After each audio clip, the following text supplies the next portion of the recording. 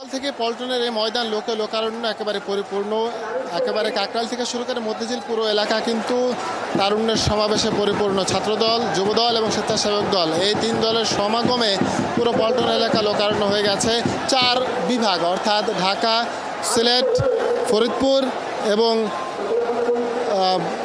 ঢাকা, সিলেট, ফরিদপুর এবং ময়মনসিংহ, এই চার বিভাগের সমন্বয়ে কিন্তু আজকের এই তারুণের এই মহাসমাবেশটি হচ্ছে। মহাসমাবেশে নেতাকর্মীরা এসেছেন, তারা তাদের কেন্দ্রীয় নেতাদের কাছ থেকে বিভিন্ন দিক নির্দেশনা নেবেন। সবচেয়ে বড় যে দিক নির্দেশনা আশা করছেন তারা আশা করছেন নির্বাচনের জন্য আগে তারা নির্বাচন নিয়ে আলোচনা শুনতে চান, নির্বাচনের রোডম্যাপ জানতে চান, এরপর তারা এগোতে চান পরবর্তী কর্মসূচিতে। আমরা একজনের সাথে কথা বলবো, কি নিয়ে আপনারা কি ধরনের দিক নির্দেশনা চাচ্ছেন আজকের এই তারুণের মহাসমাবেশ থেকে?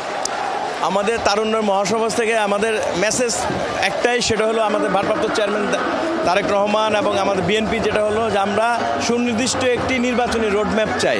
বাংলাদেশে বর্তমান যে পরিস্থিতি আছে, একটি নির্বাচিত গণতান্ত্রিক সরকারই এই সব কিছু মিলিয়ে দেশটাকে সুন্দর ভালোভাবে এগিয়ে নিয়ে যেতে পারে বলে আমরা মনে করি। যে কারণেই আমরা চাচ্ছি নির্বাচনের একটা সুনির্দিষ্ট রোডম্যাপ, যেটা উপলক্ষে দেশের চলমান যে সংস্কার, যেটা গভর্নমেন্ট বলছেন সংস্কার কিন্তু চলমান প্রক্রিয়া এবং এটা চলবে। এবং যে আমাদের যে 31 দফা দিয়েছে দেশনায়ক তারেক রহমান, সে চলমান প্রক্রিয়ায় আপনার সংস্কারও চলবে। আমরা একটা নির্বাচনী রোডম্যাপ চাচ্ছি, একটি নির্বাচন। ধন্যবাদ আপনাকে। আপনার কাছ থেকে জানতে, কোথা থেকে এসেছেন আপনি আর কি ধরনের কর্মসূচি, কি ধরনের আশা করছেন আপনারা? আমি গাইবান্ধা থেকে এসেছি।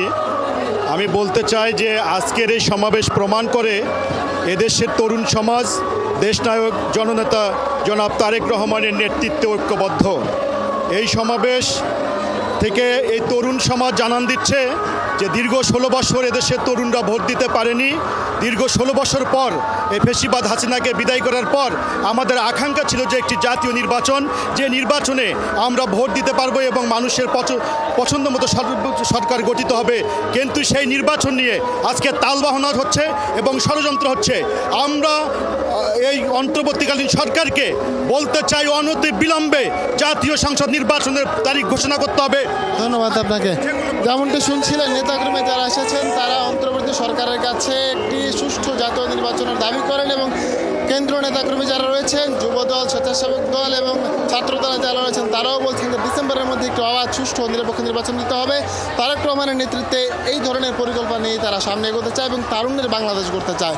অদিতি, এখন পর্যন্ত আমার কাছে এই ছিল পল্টনের মহাসমাবেশ নিয়ে, তারুণ্যের সমাবেশ নিয়ে সর্বশেষ।